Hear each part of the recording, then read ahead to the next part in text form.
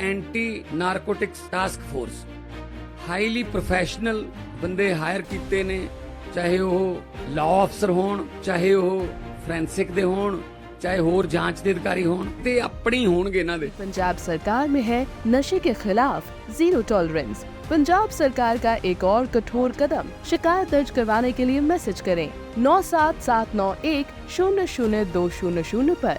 नशे के खिलाफ हमारा साथ दें।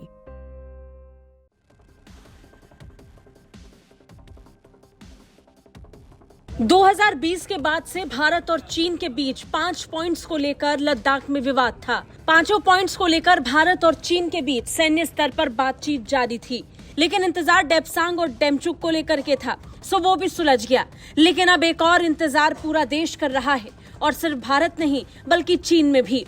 जो 50,000 और 60,000 की संख्या में सैनिक इस समय LAC पर तन कर खड़े हैं, उनका क्या होगा?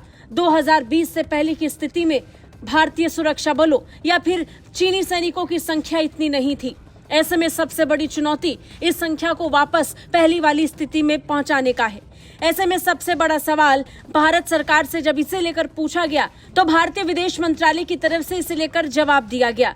विदेश राज्य मंत्री कीर्तिवर्धन सिंह ने लोकसभा में इस पर जवाब दिया। नए समझौतों को लेकर बहुत क्लैरिटी के साथ भारत सरकार की तरफ से पूर्वी लद्दाख की स्थिति के बारे में जानकारी दी गई।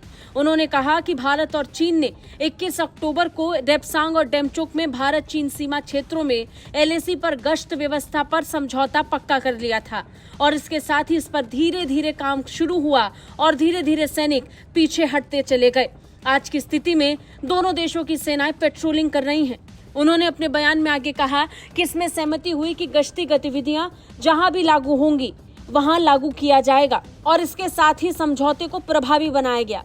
सहमत तौर तरीकों से समय सीमा के मुताबिक इसे लागू किया गया। लेकिन एक सबसे बड़ा सवाल उन सैनिकों की संख्या को लेकर के भी था, जिस पर विदेश राज्य मंत्री ने जवाब दिया। उन्होंने कहा कि अभी भी 50,000 से 60,000 सैनिक दोनों देशों की तरफ से LAC पर बने हुए हैं, जिसकी वजह से तनाव अभी भी गहराया हुआ है, और इसे कम करने की स्थिति में दोनों देश लगातार एक दूसरे से बात कर रहे हैं। उन्होंने कहा कि दोनों पक्षों ने LAC पर अपने सैनिकों की तैनाती बनाए रखी है। अब सबका ध्यान सिर्फ इसी पर है कि इस संख्या को कैसे किया जाए।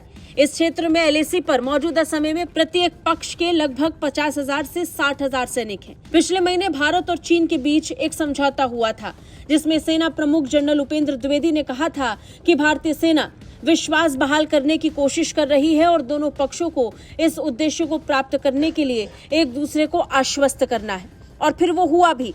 चीन की तरफ से भी ये बात साफ हो गई कि भारत और चीन के बीच LAC पर विवाद अब धीरे धीरे खत्म होगा, और डेप्सांग और डेपचुंग को लेकर विवाद खत्म करने के लिए पेट्रोलिंग वाली स्थिति में जाया जाएगा। सो वो अक्टूबर के अंत तक देखने को भी मिला। नवंबर आते आते स्थिति पूरी तरीके से बदल गई, लेकिन अभी तक 50,000 की संख्या में दोनों देशों के सैनिक सीमा पर मौजूद हैं। ऐसे में सबसे बड़ा सवाल ये कि इन सैनिकों के पीछे हटने का वक्त दोनों देश कब तय करेंगे। ब्यूरो रिपोर्ट, भारत तक।